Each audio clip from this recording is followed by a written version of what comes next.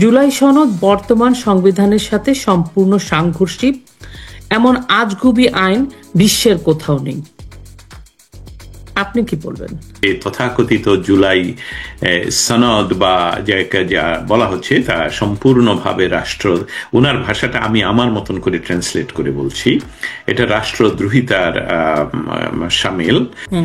তারা meticulously design করে সম্পূর্ণ মিথ্যা কথা বলে যে বাংলাদেশে 2018 সন থেকে কোনো কোটা ছিল না, আলটিমেটলি এটা তৎকালীন মানে যিনি এখন বাংলাদেশ বর্তমান আর্মির পুশ করাতে বা প্রেসারে বা যে কোনো উপায়ে উনি এখন ভারতে অবস্থান করছেন, প্রধানমন্ত্রী শেখ হাসিনা 2018 সনে তিনি প্রধানমন্ত্রী হিসাবে সেটা বাতিল করে দেন।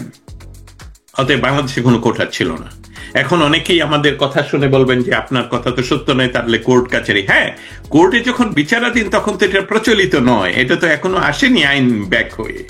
অতএব এই ধরনের একটি মিথ্যা বিষয়কে সামনে এনে আমরা যে কাজটুকু ঘটনাটা ঘটানো হলো, সেখানে তো বলা হয়নি যে আমাদের ভবিষ্যৎ পরিকল্পনা বাংলাদেশের 71কে অস্বীকার করা, আমরা নতুন সংবিধান প্রণয়ন করব, আমরা স্বাধীনতার ঘোষণাকে অস্বীকার করব, আমরা জাতির জনককে অস্বীকার করব। এই ম্যানিফেস্টো তো আমাদের সামনে ছিল না, জনগণের সামনে ছিল না। অতএব আপনারা মিথ্যা কথা বলে সম্পূর্ণ মেটিকুলাসলি ডিজাইন করে যেটাকে বলে ইমোশনাল ব্ল্যাকমেইলিং করে এবং বাংলাদেশের অনেককেই টাকা দিয়ে ডলার দিয়ে তাদেরকে সামনে এনে এমনকি আজকে তো তাজুল যে আইনজীবী বা প্রধান প্রসিকিউটর উনি তো নিজেই বলেন যে আর্মিরা গুলি করতে বাধ্য হয়েছে তাদের জীবন রক্ষার্থে। কাদের বিরুদ্ধে গুলি করেছিল প্রায় সেটার উত্তর তো দিচ্ছেন না। তার মানে পুলিশকে হত্যা করেছেন আপনারা, ছাত্রদেরকে হত্যা করেছেন এই আর্মি। অতএব এই সার্বিক বিষয়টা তো আগে আসেনি ম্যানিফেস্টো হিসাবে। অতএব রাজনৈতিক দল, এমনকি জামায়াত ইসলামী, যাকে আমি রাজনৈতিক দল হিসাবে শুধু অস্বীকার করি না, রাজনৈতিক দল হিসাবে তার অবস্থান বাংলাদেশে আমি সব সময়ের জন্য নিষিদ্ধ চাই, তাদেরও একটা ম্যানিফেস্টো আছে, তাদেরও রাজনৈতিক ঘোষণা আছে, তাদের এটাও আপনি পড়ে দেখতে পারেন যে তারা কি চায়। কিন্তু এই যারা এখানে মেটিকুলাসলি ডিজাইন করে ইউনুসের টাকা এবং ইউনুসের বাবাদের টাকায়, ইউনুসের পিছনে যারা, তাদের টাকায় দেশ দখল করে এখন আপনি বলবেন যে আমাদের ম্যানিফেস্টো আছে। আমরা হয়তোবা নিরস্ত্র, আমরা 71-এও নিরস্ত্র ছিলাম, আমাদের উপর ঝাঁপিয়ে পড়েছিল সশস্ত্র বাহিনী। আমরা 16ই জুলাই গোপালগঞ্জে নিরস্ত্র ছিলাম, আমাদের উপরে সরাসরি লাইভে দেখেছি গুলি করার আদেশ এবং হত্যা করা। আমরা এখনো ভেসে আছি এবং ভেসে থাকব এই কারণে যে এই জুলাই সনদ নামক যে ইতিহাস বিকৃতির যে প্রচেষ্টা এবং তাদের বিকৃত হাসি গত 24 ঘন্টায় যা দেখা যাচ্ছে, এবং বাংলাদেশের সর্বোচ্চ পবিত্রতম স্থান আমাদের সংসদ ভবনের মাঠে বা সামনে, বা যে সেখানে তারা যে আরেকটি নাটকের যে মঞ্চায়ন করার চেষ্টা করছে, সেটা আমরা দেখব। কিন্তু তার অর্থ এই নয় 18 কোটি মানুষ এটাকে মেনে নিচ্ছে। আমরা ইতিমধ্যে জানি, আপনি হয়তো বা এটার জন্য অপেক্ষা করছেন আমার বলার জন্য, যে আমি জানি যে ইতিমধ্যে তাদের ভিতরেই একতা নেই। নাটকীয়তার কথা বললেন, তো আরেকটা নাটকীয়তার কথা আমি আপনাকে একটু বলতে চাই। এরা যে ওই খালেদা জিয়া হসপিটালে আছেন, উনি অসুস্থ, জানেন যে উনি অনেকদিন যাবত অসুস্থ, বেচারা অসুস্থ, ওনাকে যে নাকি ইনভাইটেশন দিয়ে আসা হয়েছে। মানে এগুলো তো একটা অদ্ভুত ব্যাপার। আবার তারেক জিয়াকেও নাকি ইনভাইটেশন দেওয়া হয়েছে তারেক জিয়ার দলের। এমন শুনলাম যে এনসিপিও উপর দিয়ে বলছে তারা নানাবিধ কারণে তারা সই করবে না, যদিও বলছে মুখে এটা। তারপরে বামপন্থী দলেদের কিছু 4টা বামপন্থী দল তারা সই করবে না বলেছে এবং তারা তাদের রিজন বলেছে। কিন্তু আমার কাছে যেটা মনে হচ্ছে যে খালেদা জিয়াকে যে তারা ইনভাইটেশনটা দিল হসপিটালে, মানে এই যে পুরো বিষয়টা আপনি যদি একটু খুব ভালো করে চিন্তা করেন, মানে ললেসনেস বা আইন কানুন নিয়ম কোনো কিছুরই তো ধারও ধারছে না। একটা মানুষের থাকে না যে একটা লজ্জাবোধ, একটা একটা কি বলবো এটাকে, একটা আমি কোনটা করতে পারবো কোনটা করতে পারবো না, চোখের মধ্যে চোখ রেখে মিথ্যা কথা বলা, নির্লজ্জের মতো কাজ করা, মানে এগুলো না আমার কাছে না একটা অদ্ভুত নতুন লাগছে আর কি। আমি এগুলোর সাথে একদমই পরিচিত। সমস্ত কিছুরই একটা লিমিট থাকে এবং সেই লিমিটলেস আর কি। এখন আপনি কি মনে হয় যে দলগুলো বলছে যাবে না, আসলে এটা ফিউচার তো আমরা জানি, কিন্তু তারপরেও আজকের দিনটা, এবং প্রধান উপদেষ্টা বলেছেন বিভিন্ন চ্যানেলগুলো যেন এটাকে মানে ব্রডকাস্ট করা হয়, যেন লাইভ দেখায়, দিস অ্যান্ড দ্যাট। আপনি আপনি আপনি নিশ্চয়ই, আমরা সকলেই এটা জানি। আমি আরেকটা কথা এখানে বলে রাখি, যে দর্শক শ্রোতা যারা আমাদেরকে শুনছেন, আমরা অনিয়মিত ভাবেই দুজন, শায়লা আহমেদ লোপা এবং আমি দস্তগীর জাহাঙ্গীর, তিনি কানাডা থেকে, আমি ওয়াশিংটন ডিসি থেকে আপনাদের সামনে আজকে লাইভে আসলাম, কারণ আপনারা জানেন যে জুলাই সনদ নামক আরেকটি নাটক মঞ্চায়নের চেষ্টা করছে বা করা হবে, কারণ তাদের হাতে অস্ত্র রয়েছে, আমরা তো নিরস্ত্র।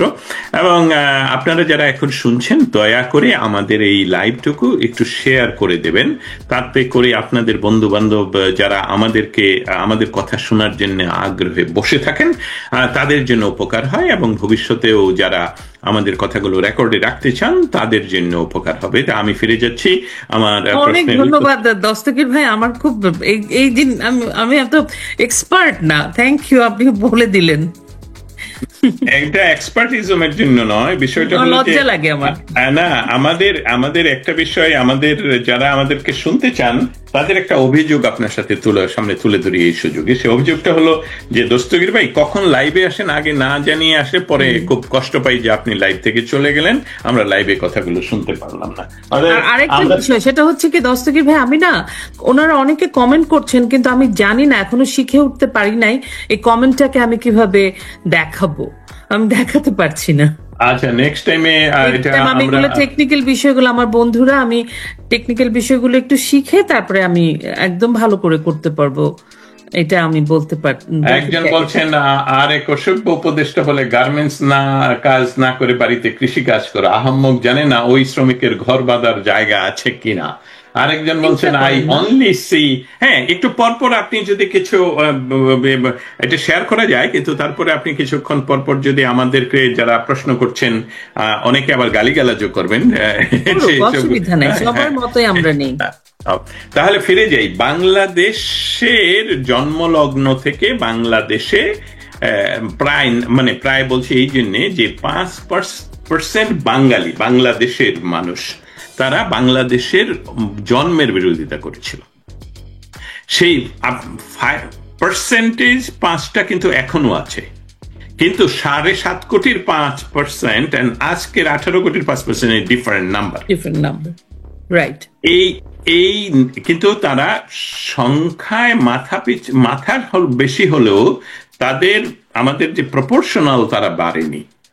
কিন্তু আমাদের মাঝে কিছু মানুষ রয়ে গেছে যারা বাংলাদেশকে ভালোবাসে, 85% of 95%, যে যারা আমরা ভালো সরকার, জামায়াতে ইসলামী ছাড়া, দেশ বিরোধী ছাড়া সরকারে কে আছে, উই ডোন্ট কেয়ার, আমরা ভালো আছি কিনা, এই সরকার আমাদেরকে নিরাপদে রাখছে কিনা।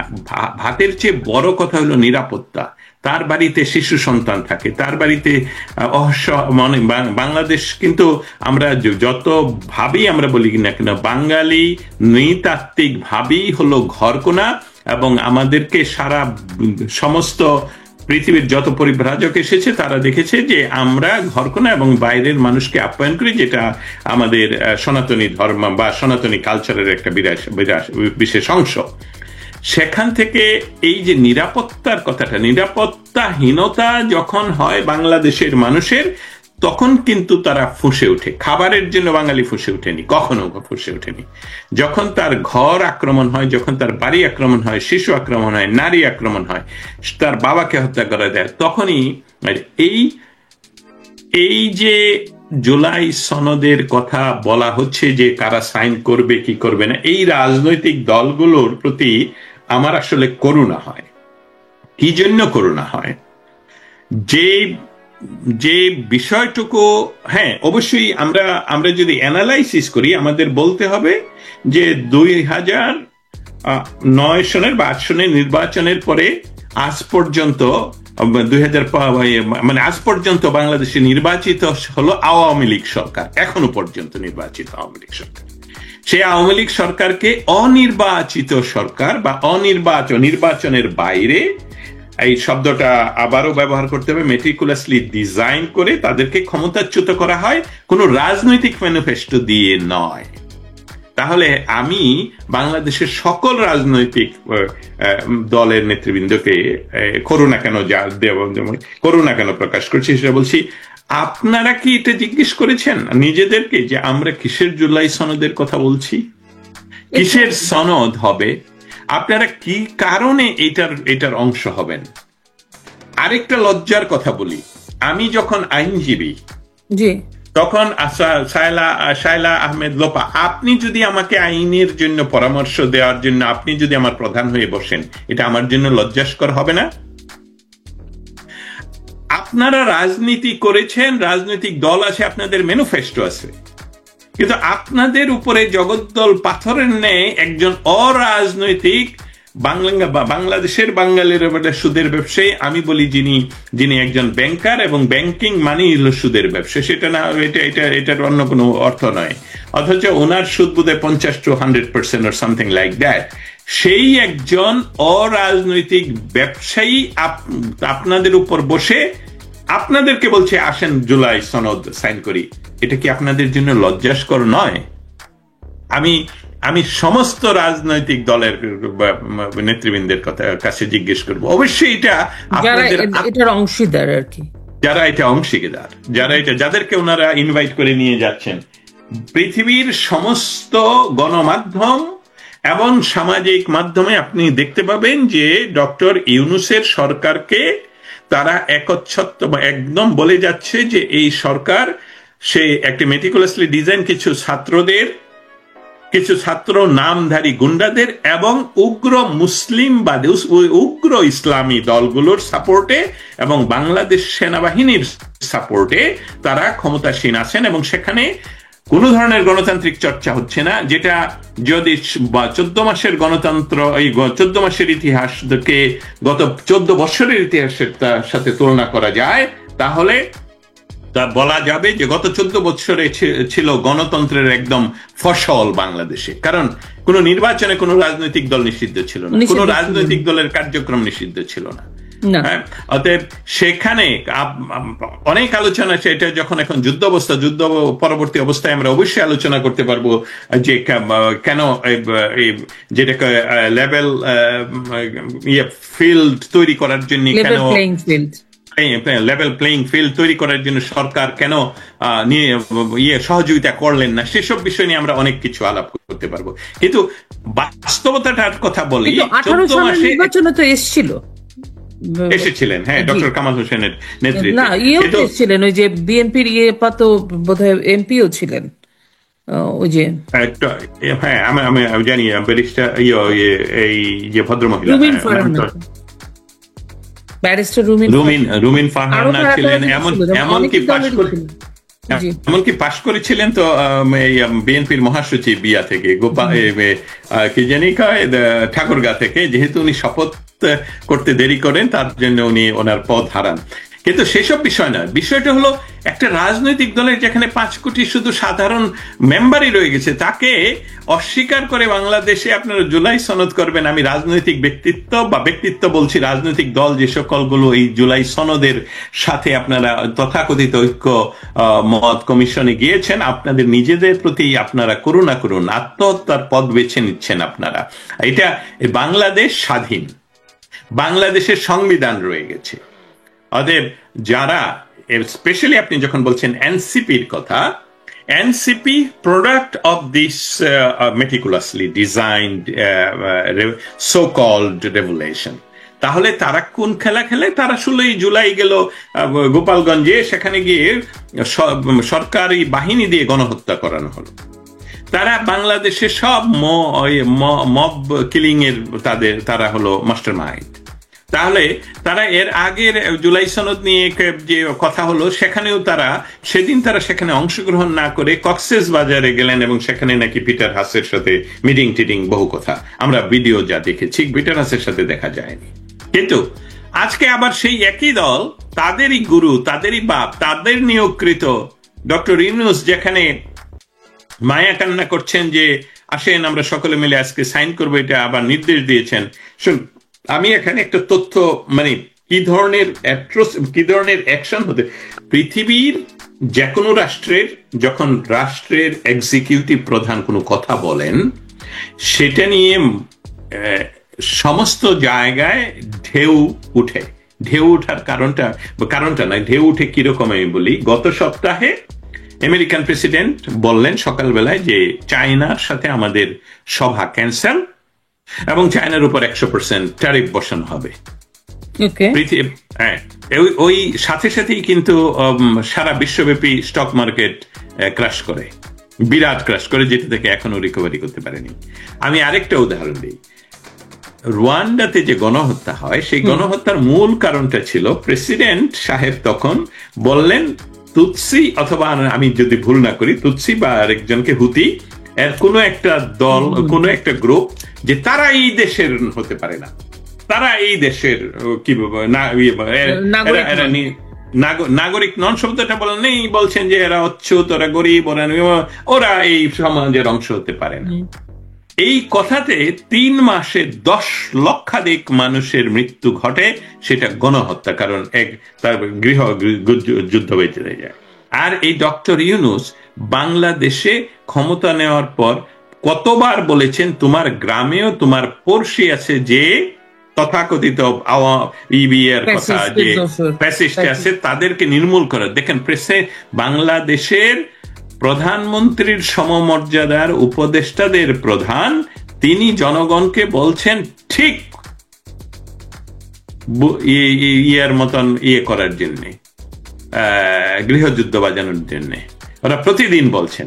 অতএব এই সকল বিষয় আমরা দেখেও এই এনসিপি কে দিয়ে যে কাজটা করানোর চেষ্টা করা হচ্ছে, সেটা হলো যে বিএনপি বা অন্যান্য কিছু দল হয়তোবা এখনই এই জুলাই সনদের কোনো সরকারের এক্সিকিউটিভ অর্ডারে সেটা আইন বা কোনো কিছু হিসাবে প্রকাশ করার বিরোধী। তারা বলছে যে যখন নির্বাচন হবে, এবং তারা এটা শক্তভাবেই বলছে, সালাউদ্দিন বিএনপির গতকালকে, যে আমরা নির্বাচন আর পেছানো যাবে না, আমাদেরও লিমিট আছে আপনাকে সমর্থন করে যাওয়ার, এবং এই জুলাই সনদ আইন হবে কি হবে না সেটার জন্য গণভোট ইলেকশনের যেদিন হবে সেটাতে দেওয়া যায়, এবং ব্যালটে এতগুলো প্রশ্নের প্রয়োজন নেই, ছোট করে দিলেই হবে। সকল মতানৈক্যের জন্য, যাতে করে ইউনূস, কারণ ইউনূস যখন বিপদে পড়ে তখন উনি পদত্যাগ করার কথা বলেন, এনসিপি তখন গিয়ে কান্নাকাটি করে।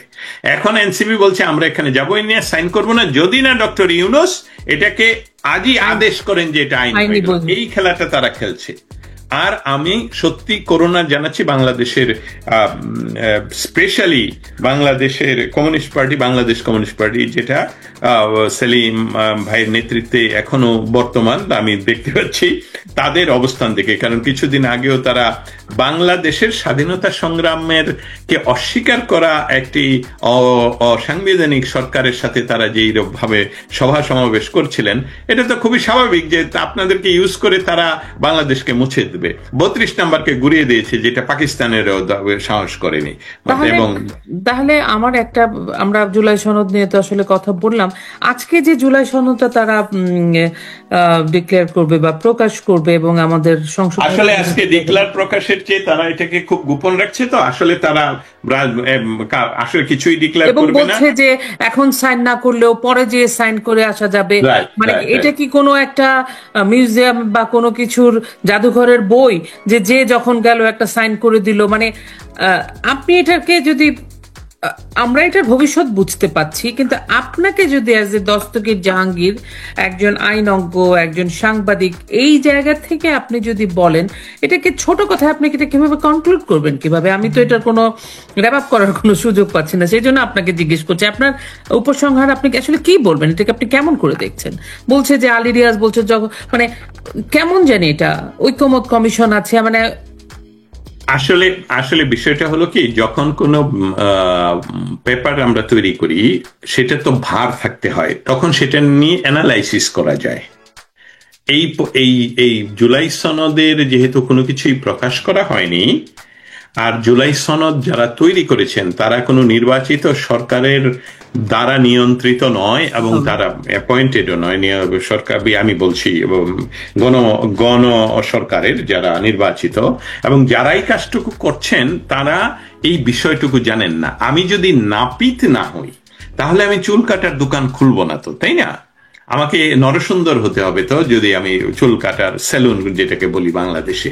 ঠিক একই কারণে আপনি যে কথাটা আসলে বিশ্লেষণ চাচ্ছেন, সেই বিশ্লেষণ যেটা এক্সিস্ট করে না, যেটা নাল এন্ড ভয়েড, শূন্য থেকে যে ভ্রমটাই জন্ম নিতে হয়নি, সেটা তারা তো গত 14 মাসে কত কিছু বলছে, কত কিছু করছে, প্রত্যেকটাই করছে। কিন্তু আমার যখন বিষয়টা হলো যে থাকতে হবে আপনার লেজিটিমেসি থাকতে হবে। লেজিটিমেসির বিষয়টা আজকে আলোচনা না করে, লেজিটিমেসি না থাকলে লেজিট হয় কি করে? তাহলে এটা লিগ্যালিটি নাই তার না। যেহেতু তার লিগ্যালিটি নাই, তাহলে এটা শূন্য থেকেই এটা নিয়ে আলাপ। এটা কি এমন, দেখুন 71 সনের যারা বাংলাদেশ স্বাধীনতার পরেও যারা ক্ষমতা বসেছিলেন, 17 এপ্রিল যে মুজিবনগর সরকার, সেটা কিন্তু নির্বাচিত সরকার, কারণ তারা পাকিস্তান পার্লামেন্ট ইলেকশনে 70-এ নির্বাচিত জনপ্রতিনিধিদের দ্বারা তৈরি, সেখানে অনির্বাচিত কিছু নয়।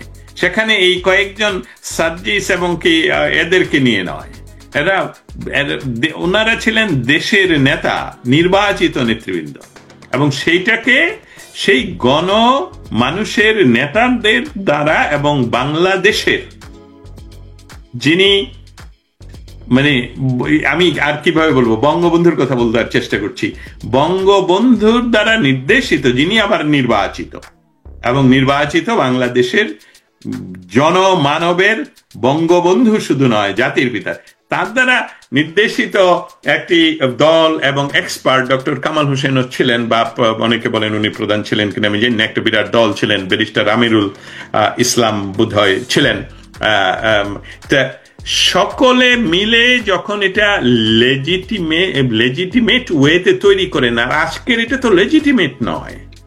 অতএব এটা নিয়ে বিশ্লেষণ করার চেয়ে আমি শুধু এক লাইনেই বলতে চাই যে বিষয়টা ভ্রূণ আকারেও তৈরি হয়নি। কারণ আমি এটা বিশ্লেষণ মানে কি, আমি বোধহয় আপনাকে প্রশ্নটা বোঝাতে পারিনি। আমি বলতে চাইছি, ওরা তো প্রথমেই, আপনার মনে আছে কিনা আমি নিশ্চয়ই মনে আছে, অগাস্টের পরে একটা গ্রুপ বলছিল এটা বিপ্লবী সরকার, একটা গ্রুপ বলছিল এটা অসংবিধানের আন্ডারে তারা ওত নিয়েছে, যেহেতু একটা অভ্যুত্থানের পরবর্তী সরকার, দিস অ্যান্ড দ্যাট। এখন যেটা হয়েছে যে ওরা তো আমাদের তো সংবিধান আছে, কিন্তু এই যে এনসিপির যে দাবি, এটা অনেকটা মামাবাড়ির আবদারের মতো। তারা একটা জুলাই সনদ চায়, এবং সেই জুলাই সনদটা তারা সংবিধানের উপরেই রাখতে চায়। আবার অনেকে বলছে এই জুলাই সনদ হলে সংবিধানটা ফেলে দেওয়া হবে। তো আমাদের এবং এই সরকারটাই সংবিধানের আন্ডারে ওথ নিয়েই তারা এই সরকারটা গঠন করেছে। এখন জুলাই সনদটা অনেকটা চাপিয়ে দেওয়ার মতো মনে হচ্ছে, যেন এই যে আন্দোলনকারী যারা আছে, যেসব মানুষগুলো এর সাথে যুক্ত, তারা এই যে লেজিটিমেসির কথা বললেন, বৈধতা চাওয়ার জন্য একবার জোরজার করে এটা করে দিচ্ছে। কিন্তু আমি বলতে চাইছি, আজকে তো সেটা তারা প্রকাশও করবে, এবং আমি এটা বুঝে গেছি যে ডক্টর ইউনূস, উনি নিয়ম অনিয়ম কোনো ব্যাপার না, এবং লজ্জা, ভয়, দুঃখ, কষ্ট, বাংলাদেশ নিয়ে ওনার কোনো ধরনের মাথা ব্যথা নেই। সুতরাং এটা উনি করবেন বলেছেন, উনি করবেন, ওনার চাকরি উনি করবেন, ওরকম। এখন এটা যখন প্রকাশিত, এটা যখন হবে, তারপরের যে একটা কনসিকুয়েন্সেস, তারপরের যে একটা ঘটনা তাৎক্ষণিক, নাকি এটা এরকম ভাবেই থেকে যাবে, যখন সরকার আসবে, নির্বাচিত সরকার যেই আসুক ফেলে দিবে, এরকম কিছু, নাকি তারা চিন্তা করছে জামাতে সে এটাকে আরো বৈধ করবে, ক্ষমতা কিছু ভাবছি? আপনার প্রশ্নের ভিতরেই কিন্তু উত্তরটা রয়ে গেল। আমি তারপরেও সেটা তুলে ধরার উপরে নিয়ে আসার চেষ্টা করি। বিষয়টা হলো যে এই সরকার যা কিছু করছে সকল কিছুরই কোনো লেজিটিমেসি নেই না। অতএব আগামী যে সরকার হবে, যেটা নির্বাচনের মাধ্যমে হবে, সেই নির্বাচনের মাধ্যমে আপনাকে পার্লামেন্টের সমস্ত কিছুকে পাশ করাতে হবে। এর চেয়ে সহজ বাংলায় রেটিফিকেশন বললাম না, এটাকে বলেন পাশ করাতে হবে। এই পাশ করানোর বিষয় না, আমি কিন্তু রেটিফিকেশন এই জন্য বলিনি যে আমাদের শ্রোতাদের জন্য, আমাদের শ্রোতা মন্ডলী একদম তৃণমূলের বহু মানুষ জানতে চায় আসলে বাংলাদেশে কি ঘটছে। অতএব যা কিছু এখন ডক্টর ইউনূস করছেন সেটা উনি করছেন যে উনি প্রথম লেজিট গভর্নমেন্ট হিসাবে বলার চেষ্টা করছেন যে উনি বাংলাদেশের সংবিধানের অমুক অনুচ্ছেদ অনুসারে বাংলাদেশের সুপ্রিম কোর্টের একটি উপায় রয়ে গেছে উপদেশ দেয়ার। উপদেশ ইজ নট আদেশ, উপদেশ ইজ জাস্ট উপদেশ। আমাকে কেউ উপদেশ দিলে আমি গ্রহণ করতেও পারি, আমি গ্রহণ নাও করতে পারি। অতএব তাকে জিজ্ঞেস করা হয়েছে, করার পর যে আমরা এখন যে, এবং এটা বলা হচ্ছে যে শেখ হাসিনা বাংলাদেশ থেকে স্বইচ্ছায় পদত্যাগ করে চলে যাওয়ার পর একটা ভ্যাকুয়াম তৈরি হয়েছে। That is not correct. আমাকে যেহেতু সুযোগ করে দিয়েছেন সেই জন্য আমি বলি যে এটা কোনো ভ্যাকুয়াম তৈরি। প্রথম কথা হলো শেখ হাসিনা স্বইচ্ছায় দেশ ত্যাগ করেননি। দ্বিতীয় কথা হলো শেখ হাসিনা পদত্যাগ করেননি। তৃতীয় কথা, উনি স্বইচ্ছায় পদত্যাগও যদি করেন আর দেশত্যাগও করেন, তারপরেও এটা ভ্যাকুয়াম নয়, কারণ উই হ্যাভ এ কনস্টিটিউশন। ওইখানে কিন্তু লেখা আছে যে এই সিচুয়েশনে কি হবে। এই সিচুয়েশনে অন্য একজন, উনি যতক্ষণ না পর্যন্ত আরেকজন এই দায়িত্ব না নিবেন ততক্ষণ পর্যন্ত উনিই থাকবেন প্রধানমন্ত্রী হিসাবে। অতএব উনি যদি ফিজিক্যালি বাইরে গিয়ে থাকেন, সেটা আবার আমাদের সংবিধানে আমি ইয়েগুলো বলতে পারবো না কোন জায়গায় লেখা আছে, কিন্তু সেখানে অবশ্যই উপায় রয়ে গেছে। এমনকি আমাদের তখনও ছিল এই সরকার তখনও আমাদের সংসদকে অ্যাবলিশ করেনি, সংসদ বাতিল করেনি। অতএব সংসদের প্রধান যিনি, সংসদের যে স্পিকার, তার নেতৃত্বে সরকার চলতে পারে নির্বাচন পর্যন্ত বা আরেকজন ভার না নেওয়া পর্যন্ত। অতএব কোনো ভ্যাকুয়াম সেখানে ছিল না। অতএব ওনারা যে কৃত্রিম নিজেরা ভ্যাকুয়াম তৈরি করে সেখানে উপদেশ সেটাকে আদেশ হিসাবে মেনে যে আমরা বাংলাদেশের সংবিধান অনুসারে, সেটাও কিন্তু ওনারা কাগজে দেখাতে পারছেন না, সাক্ষীও দেখাতে পারছেন না, কোনোভাবেই দেখাতে পারছেন না। অতএব এই কথাটা গেল। এখন যেই কাজগুলো ওনারা করছেন সেই কাজগুলোর একটির তো লেজিটিমেসি নেই। অতএব সমস্ত কিছু, কোনো আইন পৃথিবীর কোনো দেশের, বর্তমান পৃথিবীর কোনো দেশের কোনো আইন, এমনকি বর্তমান পৃথিবীর রাজারা যে দেশে অবস্থান, তাদেরও লিখিয়ে দিলে, বলে দিলে কোনো আইন হবে না। আইন হতে হবে জনগণ থেকে, এবং জনগণ বসে কোথায়? পার্লামেন্টে। সেই পার্লামেন্ট থেকে এইগুলোকে পাশ করাতে হবে। আমরা বাংলাদেশের ইতিহাসে দুইবার জানি যে বাংলাদেশে বঙ্গবন্ধুকে হত্যা করার পর যে সরকার ছিল, নির্বাচিত সরকার না আসা পর্যন্ত, সেই নির্বাচনটাও আমরা পরবর্তীতে বাংলাদেশের উচ্চ আদালত বাতিল করে দেয় বা করে দেয়। কিন্তু সেখানে যে কোনো উপায়ে নির্বাচিত সংসদের মাধ্যমে রেটিফাই করতে হয়েছিল জিয়াউর রহমানের সমস্ত কাজকে এবং এরশাদের সমস্ত কাজকে। অতএব এই কথাটা বাংলাদেশের জনগণ যারা আমাদেরকে এখন শুনছেন, এবং যারা জিয়াউর রহমান বা এরশাদের আমলে যারা জন্ম, বা যারা এখন এই যে জেনারেশন জি, আপনাদের জন্য বলছি যে এই কাজগুলো যা হচ্ছে এটা আপনারা জোর করেও রক্ষা করতে পারবেন না কোনো ক্রমে। আপনারা আজকে যদি ডিক্লারও করেন, ডক্টর ইউনূস যদি আজকে অধ্যাদেশও জারি করে, but it is illegal, it has no legal validity, এটার লিগাল কোনো ভ্যালু নেই। অতএব এটাকে লিগাল ভ্যালু যতক্ষণ না পর্যন্ত পার্লামেন্ট না দেয়, ততক্ষণ পর্যন্ত আপনারা ক্ষমতায় থাকলে, অস্ত্রের থাকাকালীন সময়ে অস্ত্রের দ্বারা আপনারা, পুলিশের দ্বারা আর এই আর্মির দ্বারা আপনারা এটা এক্সিকিউট করছেন। কিন্তু যখনই আপনারা ক্ষমতায় থাকবেন না, তখন এসবগুলোর জন্য প্রত্যেকের বিচার হবে এবং হবেই। এটা জোরাজুরি নয়, এটা প্রতিহিংসা নয়, এটাই সিস্টেম। আমি যখন ড্রাইভ লিমিট পার করি তখন আমাকে পুলিশ ধরলো, আর পাশের আরেকজন আরো স্পিডে গেল, তাকে ধরলো না। এটা আপনি পুলিশকে জিজ্ঞেস করতে পারবেন না, কারণ তারা র্যান্ডমলি কাজ করবে। এবং সেটার জন্যই বলছি যে প্রত্যেকটি আইনের আওতাধীন হতে হবে, আজ হোক কাল হোক, আজকে আমি কালকে সে আসবে, এটাই হলো ঘটনা। অতএব এটার কোনো ভ্যালিডিটি নেই। এটা শুধুই বলবো যে বাংলাদেশ যেভাবে তারা দখল করে আছে, ডক্টর ইউনূস কিন্তু দেশ চালাচ্ছেন না, জনগণের জন্য কিছু করছেন না। গত 14 মাসে বাংলাদেশে এই যে উনি বিদেশ থেকে ভালো ইংলিশ বলে, তারপরে প্রেজেন্টেশন ভালো করতে পারে, পাওয়ার পয়েন্ট, তাকে নিয়ে যে বসালেন বাংলাদেশে বিডার, প্রায় সে কি $1 বিদেশ থেকে ইনভেস্ট আনতে পেরেছে? $1 বাংলাদেশে উনি যে গিয়ে এই মেয়রকে বলে আসলেন রোমে যে আমরা 18 লক্ষ মানুষের খাদ্য দিচ্ছি, আমরা এত লক্ষ রোহিঙ্গা দিচ্ছে, আমি এইসবগুলো আপনি 14 মাসে করেননি তো, 15 বছরে শেখ হাসিনা করেছেন, শেখ হাসিনার সরকার করেছেন। ওইটা নিয়ে একটা ইন্টারেস্টিং টক শো আমরা করতে পারি। আমি একজন বিখ্যাত সাংবাদিকের ইয়েতে একটা টক শো দেখছিলাম রিসেন্টলি, বোধহয় আজকে বা কালকে, ওই ইউনূসের প্রেস সচিব ইন্টারভিউটা করছিলেন, এবং উনি যে অর্থনীতি নিয়ে এমন কতগুলো মিথ্যা কথা বললেন, ওইটা নিয়ে আমরা একটা আলোচনা চিন্তা করে দেখেন। সে বলছে আমরা খাদ্যে স্বয়ংসম্পূর্ণ। আপনি তো এসে কি করলেন? 14 মাসের খাদ্য সম্পূর্ণ করলেন কিভাবে? আপনি আপনার শিশুকালে যেভাবে একটি পত্রিকা, শিশুদের পত্রিকা ম্যাগাজিন চুরি করেছেন, ঠিক একইভাবে আরেকটি সরকারের একটু আগে বলেছে, 10 মাস আগে উনি বলেছিলেন, 12 মাস আগে, যে বাংলাদেশের অবস্থা গাজার মতন বলেছিলেন না? এই লোকটা নিয়ে কথা বলতেও হয় কি জানেন, মাঝে মধ্যে মনে হয় যে এটা কাকে নিয়ে কথা বলা। আমাদের দস্তগীর ভাই, আমার দুইজন দর্শকের দুটো কমেন্ট আমি একটু পড়ি। অবশ্যই। সাদিয়া হক লিখেছেন, Yunus is a brutal tyrant. আর আমরুল ইসলাম বলে একজন লিখেছেন, আমি ওনাকে চিনি, আমরুল ভাই। সাদিয়া, আপনার কমেন্টটা পড়লাম, আপনাকে শুভেচ্ছা জানাই।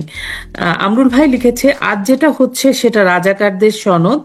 আমি নিশ্চিত করে বলতে পারি ওরা পালাবার পথ পাবে না, কারণ 3 দিকে ভারত, অন্যদিকে বঙ্গোপসাগর। এটা লিখেছেন আমরুল ভাই।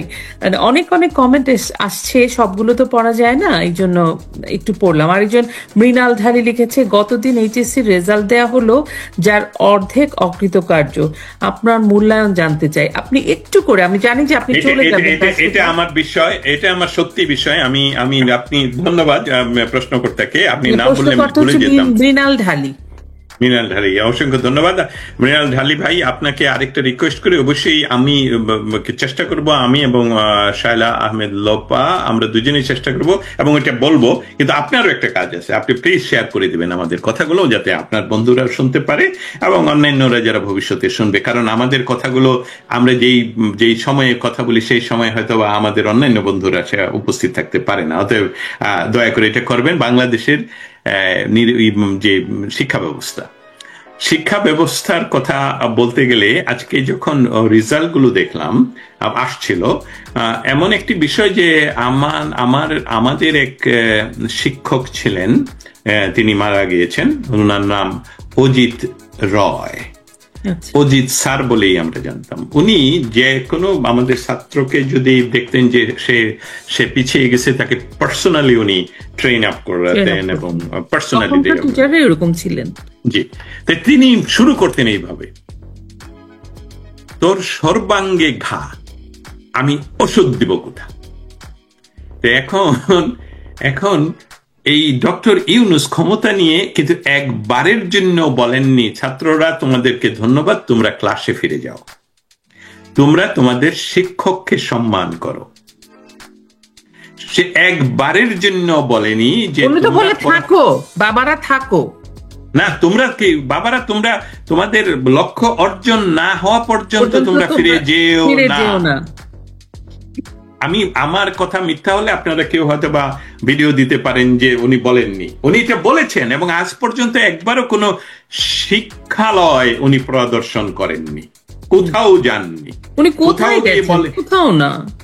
কোথাও যাননি। হ্যাঁ, উনি গিয়েছেন, উনি যে বিয়েতে শেখ হাসিনার যে সরকারি বাসা সেখানে যে অ্যাট্রোসিটি করা হয়েছে সেটা ঘুরতে গিয়েছেন। কোন মানুষের কাছে উনি গেছেন?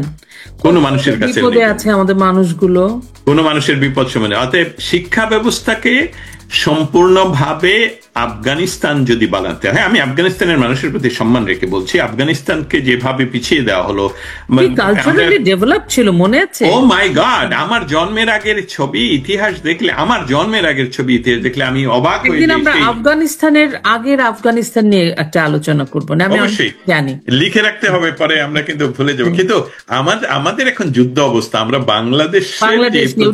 বাংলাদেশের যে অবস্থা চলছে, সেই আফগানিস্তানকে দেখেন লোপা কি করলো। আমরা দেখছি আমার জন্মের পর থেকেই আফগানিস্তানের এই দুর্দশা, হ্যাঁ, সেটা থেকে কিন্তু বের হতে পারছে না। সেই একই বিষয়টা হলো যে 8 ক্লাস বা দেখেন আজকের রেজাল্টে দেখা গেল বাংলাদেশে মাদ্রাসার ছাত্ররা জয়, কারণ ওইখানে তো ওইভাবে নাম্বারিং হয় না।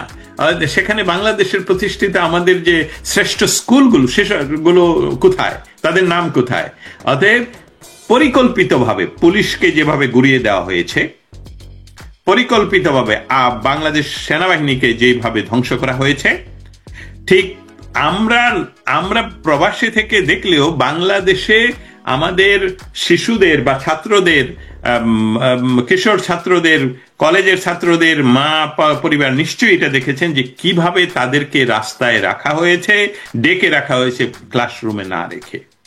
অতএব আমাদের শিক্ষা ব্যবস্থা বা আমাদের একটা জাতি, একটা বিরাট জাতি গোষ্ঠীকে ধ্বংস করে দেওয়া হয়েছে এর মাধ্যমে। কারণ দেখুন, যেই কারণে ঢাকা ইউনিভার্সিটি সহ প্রত্যেকটা ইউনিভার্সিটিতে এখন দেখছেন যে এই শিবির, যেটা বাংলাদেশের স্থান পেত না, তারা প্রত্যেক জায়গায় নির্বাচিত হচ্ছে এবং তাদের খুনিদেরকে ডামি হিসাবে ব্যবহার করে তারা নির্বাচিত হচ্ছে। এটা সাধারণ ছাত্রদের ভোটে নয়, কারণ সাধারণ ছাত্ররা তো সেখানে নাই, উপস্থিত থাকতে পারছেন না। অতএব বাংলাদেশের এমন কোন সেক্টর বাকি রাখে নাই এই ডক্টর ইউনূস, এটা আজকে প্রতীয়মান। আমি আপনার কাছে প্রশ্নটা যিনি করেছেন, আপনিও কিছু বলার জন্য অনুরোধ করছি শায়লা আহমেদ আপনাকে। কারণ শিক্ষা ব্যবস্থায় যেহেতু 14 মাসের তারা কখনোই ক্লাসরুমে ফিরে যেতে পারেনি, বা ফিরে যাওয়ার আহ্বান আসেনি, বা ফিরে যাওয়ার নির্দেশ আসেনি, তাদেরকে ব্যবহার করে তিনি ক্ষমতা দখল করে আছেন। তাদেরকে বলা হচ্ছে যে না বাবারা তোমরা যেও না, তোমাদের শেষ না হওয়া পর্যন্ত, উনি আমৃত্যু ক্ষমতায় থাকবেন, ততদিন পর্যন্ত রাস্তায় থাকতে হবে। আরো একটা কথা উনি বলেন, তোমাদের চাকরি করতে হবে না, বুদ্ধি থাকলে টাকার অভাব হয় না। কারণ উনি তো ভিক্ষার জলিলে সারা পৃথিবী থেকে নিয়ে এসে এই টাকা নিজে এবং বাংলাদেশের জনগণের টাকা মেরে উনি ইয়ে করেছেন, এই ধন সম্পদের মালিক হয়েছেন। অতএব বুদ্ধি থাকলে টাকা হয় না, এটা ওনার কথা। অতএব তোমার পড়াশোনার প্রয়োজন নেই, কাজকর্মের প্রয়োজন নেই, তোমার বুদ্ধি থাকলে তুমি এমনি টাকা বানাতে পারবে। Shaila Ahmed, please go ahead. আমি জাস্ট একটা কথা আপনাকে মনে করায় দিতে চাই, তাহলে বোধহয় আপনি শেষটা করতে পারবেন, আমরাও এখন শেষ করে দিব। অটোপাস কি মানুষের বাচ্চাদের মনে, ওই যে অটোপাস দিয়ে দিচ্ছিল মনে আছে, আমরা অটোপাস নিব, আমরা ক্লাসে যাব না, টিচারদেরকে কত অপমান করা হলো, বলতে অপমান, অত্যাচার, গলায় আমার বলতে ইচ্ছা করে না। অটোপাস কি ওদের বাচ্চাদের মনের মধ্যে একটা হয়েছে? কারণ একজন অভিভাবক আমাকে বলছিল যে আমাদের বাচ্চাদের বইগুলার মধ্যে ধুলা পড়ে গেছে। তারপরে মনে আছে Dhaka college, ideal college, Dhaka কলেজের সাইনবোর্ড নিয়ে আইডিয়াল কলেজ চলে যাচ্ছে, একটা বিচ্ছিরি বিদিকিচ্ছি অবস্থা। সেখানে গ্রামগুলোর, আমাদের উপজেলাগুলোর বাচ্চাদের অবস্থা চিন্তা করেও তো আমার এটা তো একটা খুব স্বাভাবিক হতেই পারতো যে স্কুলের টিচার্স, অরিজিনাল টিচার্সরা নাই, তাদেরকে মেরে লাঞ্ছিত করে মহিলাদেরকে বেঁধে জুতার মালা গলায় পরায়ে বের করে দেওয়া হয়েছে। এটা সব বাচ্চারা তো এরকম না, এটা তো খুব মুষ্টিমেয় কিছু মানুষ বাচ্চারা। আর বেশিরভাগ বাচ্চাদের মনস্তত্ত্বে কি পরিমাণ একটা দাগ ফেলেছে আপনি ওই জায়গাটা যখন চিন্তা করি না, তখন আমার বাচ্চারা এবং তাদের অভিভাবকদের জন্য খুবই খারাপ লাগে। কারণ ওরা তো আসলে এই পুরো মেটিকুলাস ডিজাইনের অংশ ছিল না। সেই জন্যই বলি আমাদের মানুষগুলো, আমাদের বাচ্চাগুলো, আমাদের ভবিষ্যৎ প্রজন্ম, আমাদের যে ইয়াং জেনারেশন, তাদের মনস্তত্ত্ব স্বাস্থ্যে যে কি পরিমাণ একটা প্রভাব পড়েছে দস্তগীর ভাই, এটা তো আসলে একজন মা বলছিলেন, ঠাকুরগার বলছেন, আমার মেয়েটা স্কুলে যায়, আমি এখন বাইরে বসে থাকি, আগে এটা আমার করতে হতো না, কারণ স্কুলে যায়, স্কুল থেকে সে একটা রিক্সা নিয়ে চলে আসবে, কিন্তু আমার খুব ভয় লাগে। বুঝছেন? তা এই যে প্রতিনিয়ত যে একটা ইনসিকিউর, একটা নিরাপত্তাহীনতার ভয়, শিক্ষক নেই, পড়াশোনা ঠিক মতো ক্লাসে হচ্ছে না, তো তাদের কাছ থেকে আসলে কি বা আশা করা যায়? আর কারিকুলাম এগুলো তো বাদই দিলাম, মানে কনফিউজ করে ফেলেছে বাচ্চাগুলোকে। তো আমার আসলে যেসব বাচ্চারা অকৃতকার্য হয়েছে তাদেরকে আমি এতটুকুনি বলতে চাই যে তোমরা একদমই মন খারাপ করবে না, একদমই এটাই শেষ নয়, আবার চেষ্টা করো। আমাদের মুক্তিযুদ্ধের সময় ৭১-এ আমাদের সমস্ত পরীক্ষা স্থগিত হয়ে গেছিল, পরীক্ষা দেওয়া যায়নি, কিন্তু আমাদের তারপরে আমরা আবার আমাদের সেই সময় আমাদের যে যারা ছিল বাদ স্টুডেন্ট ছিল তারা কিন্তু ঘুরে দাঁড়িয়েছে, যার যার পড়াশোনায় গেছে, বিদ্যালয়ে গেছে। এই সময়টা খারাপ সময়, তোমরা মন খারাপ করবে না, তোমরা অবশ্যই ভালো করবে আগামী বছর। একদমই এখন থেকে প্রিপারেশন, যাই হয়ে যাক নিজের পড়াশোনাটাকে ঠিক রাখো, এটুকুনি আমি একটু বললাম আপনার সাথে। আর সেই সাথে মনে রাখতে হবে যে ডক্টর ইউনূসের সরকার বাংলাদেশের কোন সেক্টরই আসলে ধ্বংস না করে উন্নয়ন করেছেন। যেমন চট্টগ্রামের বিরাট আগুনের যে বিষয়টা আজকে দেখলাম, আমরা কিন্তু কোন ক্রমেই আজকে কোনো পরিকল্পিত ভাবে লিখে নিয়ে কথা বলবো প্রথম আমি একটু ভয় পাচ্ছিলাম। আমি এরকম ভাবে প্রত্যেক যে বিষয়গুলো মনে পড়ছে, কারণ প্রতিনিয়তই আমার সামনে 3টা স্ক্রিন 24 ঘন্টা ওপেন থাকে, 1 2 3 4, এর ভিতরে আমি বিভিন্ন বিষয়গুলো শুধু হেডলাইন গুলো পরে দেখতে হয় যে কি ঘটনা। আমি আরেকটা বিষয় সাদিয়াই লিখেছে, প্রাথমিকের বাচ্চারা তো বই পায়নি, পড়বেটা কি? দেখেন আগে নতুন বই দেওয়া হতো, একদম আগে কিন্তু এটা বই উৎসব দিবস ছিল। আমার একটা স্কুল আছে বাংলাদেশে, করে দিল লোকটা। আহারে কি কষ্টে সেই আমার ছাত্রছাত্রীরা জিজ্ঞেস করছিল যে বই তো এবার পেলাম না, তাদেরকে উত্তর দেওয়ার কিছু ছিল না, আমরা নিজেরা কিছু দুর্নীতিবাজদের কাছ থেকে সংগ্রহ করে বইগুলো করতে হলো। খুব কষ্ট হয় যে হ্যাঁ, আমরা গত সরকারের একটা যেই দেশের কথা বলছিলাম, আফ্রিকার বুরুন্ডির কথা বলছিলাম কি আমি, বুরুন্ডিতে 2000 সন থেকে আজ পর্যন্ত 2025 সন পর্যন্ত এক ব্যক্তি নির্বাচিত। তারা দেশ আজকে আফ্রিকা মহাদেশের সবচেয়ে উন্নতির মডেল হিসাবে কাজ করছে, যেখানে আমরা সিঙ্গল নির্বাচিত গভর্নমেন্ট, সেখানে স্টেবিলিটি না। সিঙ্গাপুরের কথা চিন্তা করেন, আজ পর্যন্ত একটি দল চালাচ্ছে, একটি দল। এবং সেটার সাথে তুলনা করলে আমি গণতন্ত্রের মহোৎসব, এই যে আপনারা গণতন্ত্রের কথা বলছেন কিন্তু গণতন্ত্র নির্বাচন দিতেই তো ভয় পাচ্ছেন। আপনারা এখনো 14 মাসের নির্বাচনের কথা তো চিন্তাও করেন। নেপালের কথা চিন্তা করেন, তারা নির্বাচনের ঘোষণা চলে আসলো যেদিন উনি ক্ষমতা নিলেন, তত্ত্বাবধায়ক বা ইন্টারিম। আজকে যেখানে আমাদের সাথে বন্ধুত্বপূর্ণ সম্পর্ক ছিল শ্রীলঙ্কা আজকে বলছে যে বাংলাদেশে উগ্রবাদ হতে বাংলাদেশের মানুষ এখানে আসতে পারবে না, বিভিন্ন করেছে।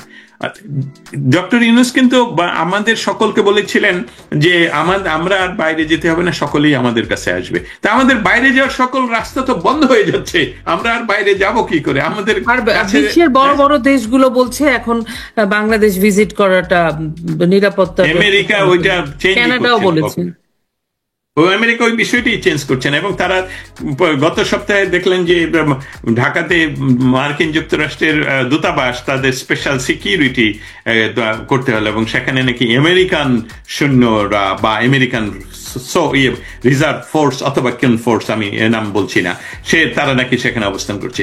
সো এই বিষয়গুলো সহ বাংলাদেশকে আমরা যে একটা বাংলাদেশ যেটা সারা জীবনই শেখ হাসিনা উনি পরিচালনা করবেন, সারা জীবনই আওয়ামী লীগ পরিচালনা করবেন, সেটা আমরাও বিশ্বাস করি না। কিন্তু এই কথাটা সেখান থেকে রাজনৈতিক পট পরিবর্তনের জন্য যে রাজনৈতিক ম্যানিফেস্টো দিয়ে যে আন্দোলন যেটা সেটা পারে, সেটা মেটিকুলাসলি ডিজাইনও হতে পারে। I don't care. বাংলাদেশের স্বাধীনতা কিন্তু একদিনে আসেনি, সেটা মেটিকুলাসলি ডিজাইন্ড আন্দোলন উইথ দি ম্যানিফেস্ট। 6 দফা আন্দোলন একদম সুস্পষ্টভাবে পাকিস্তানকে জানিয়ে দেওয়া হয়েছে যে আমরা কারেন্সি চাই আলাদা, আমাদের আলাদা আধা সামরিক বাহিনী থাকবে, পূর্ব বাংলাদেশ থেকে পশ্চিম, তখন যেটা হয়েছিল সেটা প্রকাশ্যে, আর এখন এটা ষড়যন্ত্র, গোপনে একটা। এটাই তো বলছি যে রাজনৈতিক ম্যানিফেস্টো দিয়ে ক্ষমতার পালা বদলে তো আমাদের কোনো আফসোস থাকার কথা নেই, কারো কোনো আফসোস থাকে। আপনারা বলছেন আপনারা কোনো রাজনৈতিক এজেন্ডা নিয়ে তো আসেননি, আপনারা এসেছিলেন কোটা আন্দোলন করতে, বৈষম্য বিরোধী। এখন তো সব জায়গায় বৈষম্য। সেদিন যখন আমি নামটা বলছি না, সেদিন যখন ডক্টর ইউনূস তার একমাত্র ইন্টারভিউ যখন জাতিসংঘে ছিলেন কোন একটি আননোন নিউজ চ্যানেলে, সেই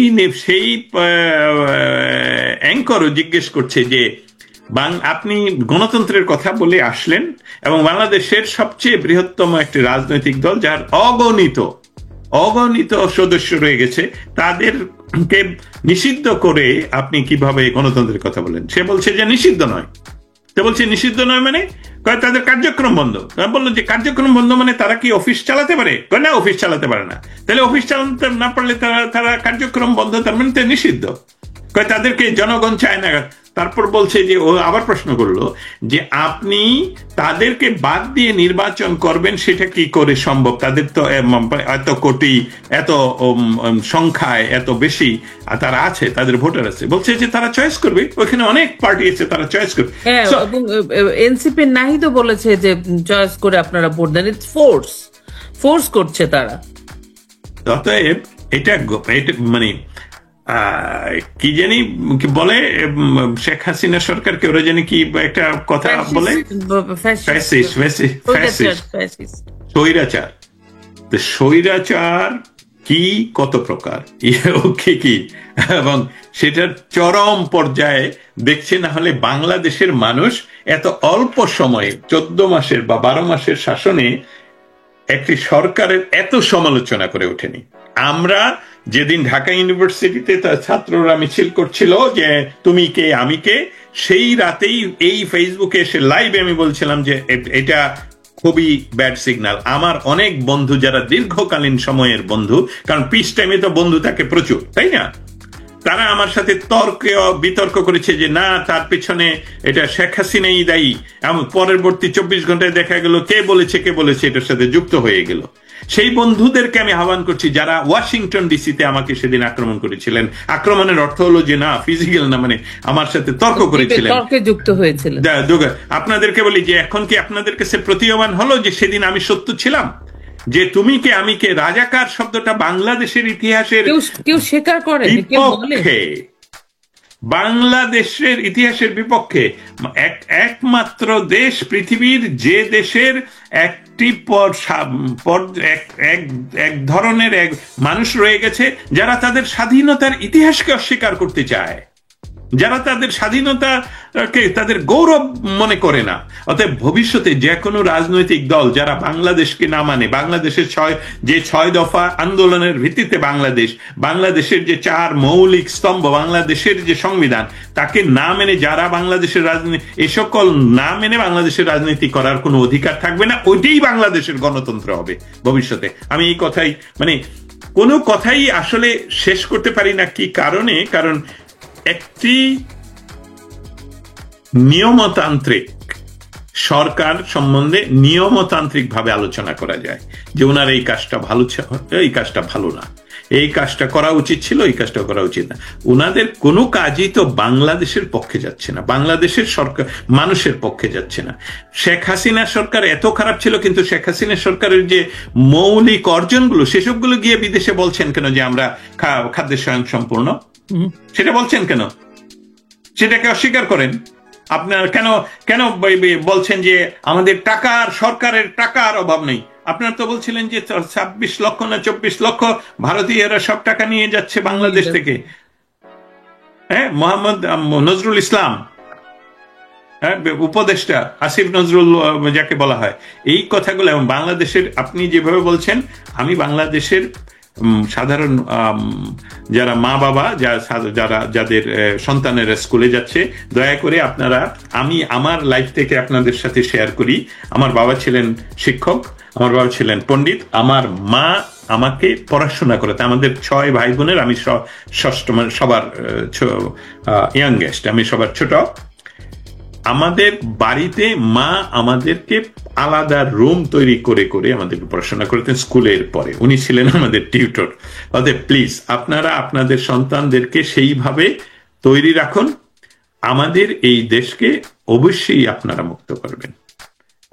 কোনো বাইরের শক্তি আমাদেরকে মুক্ত করেও দেবে না, আমাদেরকে অদমিত করতে পারবে না, যেটাকে বলে যে আমাদেরকে হ্যান্ডকাপ করাতে পারবে না, আমাদেরকে বাধাগ্রস্ত করতে পারবে না।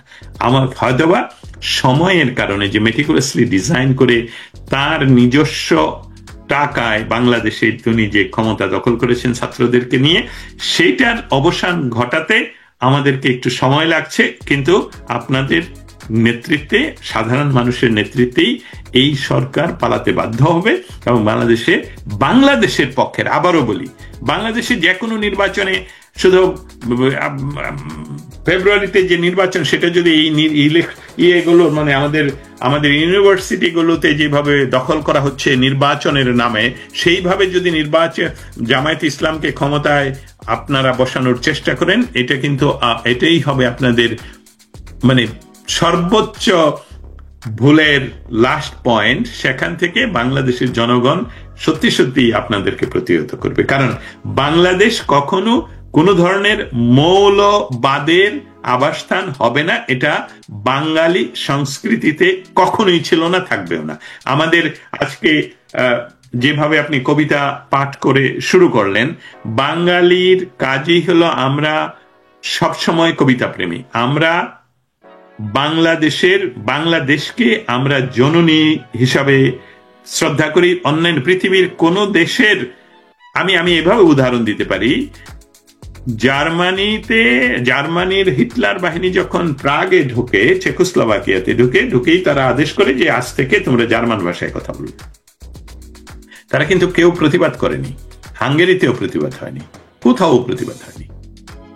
বাংলাদেশে যখন বলা হলো যে আমরা উর্দুতে কথা বলবো, বাঙালি ছাত্ররা রাস্তায় নেমে পড়ে এবং তারা বুকের তাজা রক্ত ঢেলে দিয়ে বাংলা ভাষাকে, এবং আজকে আন্তর্জাতিক মাতৃভাষা হিসাবে এটা আমাদের জন্য যেরকম গৌরবের, রক্ত দিয়ে কেনা, আমরা এখন এটা শহীদ দিবস পালন করি, সেই একই দিবস পৃথিবীর প্রত্যেকটি দেশ পালন করে তাদের মাতৃভাষা দিবস হিসাবে। অতএব এটাই আমাদের প্রমাণ যে আমরা হেরে যাই না, আমরা হেরে যেতে দিব না। অনেক ধন্যবাদ দস্তগীর ভাই। স্পেশালি আপনাকে আমি বললাম যে চলেন একটু আড্ডা দিয়ে, আপনি একদম যুক্ত হয়ে গেলেন। তো আমরা যদি সুযোগ থাকে, আমরা কালকেও চেষ্টা করব, যদি দস্তগীর ভাই আমাদেরকে সময় দিতে পারেন তাহলে তো খুবই ভালো। আমরা আইসিটি নিয়ে একটু কথা বলবো, কারণ এটা নিয়ে আমার স্পেশালি কিছু প্রশ্ন আপনার কাছে আছে, যেহেতু আপনি আইডেরও মানুষ এবং আপনি যেহেতু ওয়াশিংটন ডিসিতে থেকে আপনি খুব কারেন্ট বিষয়টা জানতে পারেন। তো বাংলাদেশ সময় আমাদের 11টা মানে হচ্ছে বাংলাদেশ সময় 9টা বাজবে সকালবেলা।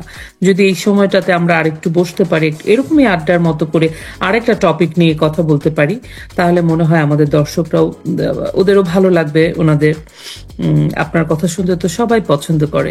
তো আপনাকে অসংখ্য ধন্যবাদ জানাই। এখন মধ্যরাত আমাদের এখানে, আপনি সময় দিয়েছেন, কৃতজ্ঞতা। শুধু দর্শক, হ্যাঁ কিছু বলছেন আপনি আমাদের দর্শকদের একটু বাই বলেন। হ্যাঁ, আপনাকে অসংখ্য ধন্যবাদ। আমি এইভাবে বলি, 71 সনে শিশু ছিলাম, আজকে আমি শিশু নই। অতএব বাংলাদেশের এই পরিস্থিতিটাকে বাংলাদেশ বিরোধীরা মনে করছে যে তাদের দখলে চলে গেছে। তারা এই যে আয়োজন, এই যে নির্দেশ, যে সকল টেলিভিশন এটা প্রচার করতে হবে, জুলাই সনদ, সকলই গরল ভেল, এইসবগুলো টিকবে না। ঠিক